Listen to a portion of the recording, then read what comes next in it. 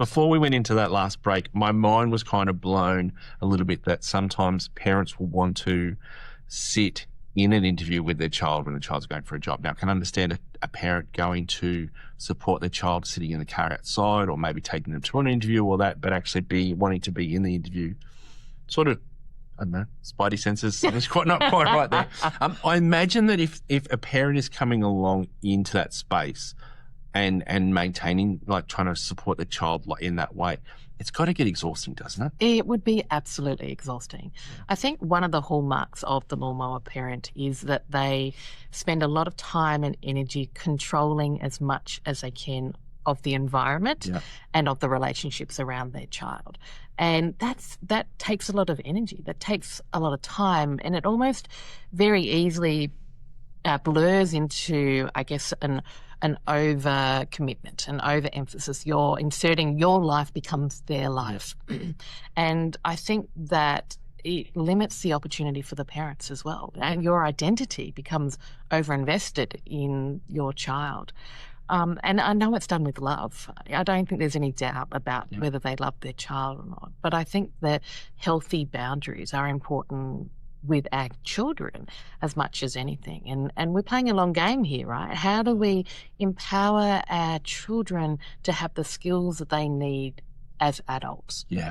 Sarah, when it comes to the support for parents, supporting, where's that line between support and interference? I think that there's no black and white answer because we're all different and our kids are all different.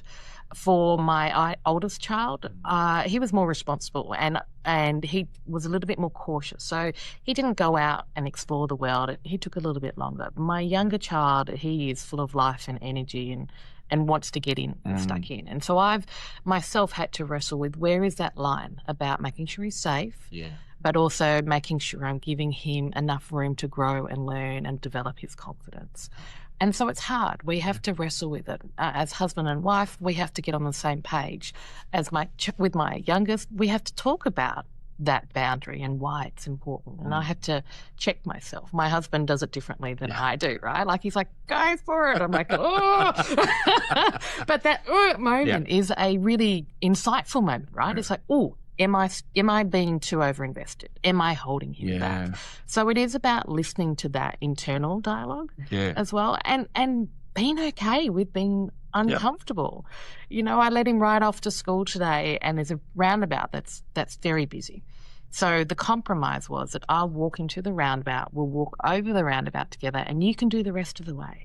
And I'll meet you there this afternoon. So the lawnmower parent keeps going and keeps containing that to the next level. Whereas, you know, I'm acknowledging there's some risk, but I'm containing how much I influence and hold him back. And he was so happy, right, to have that independence and loved it.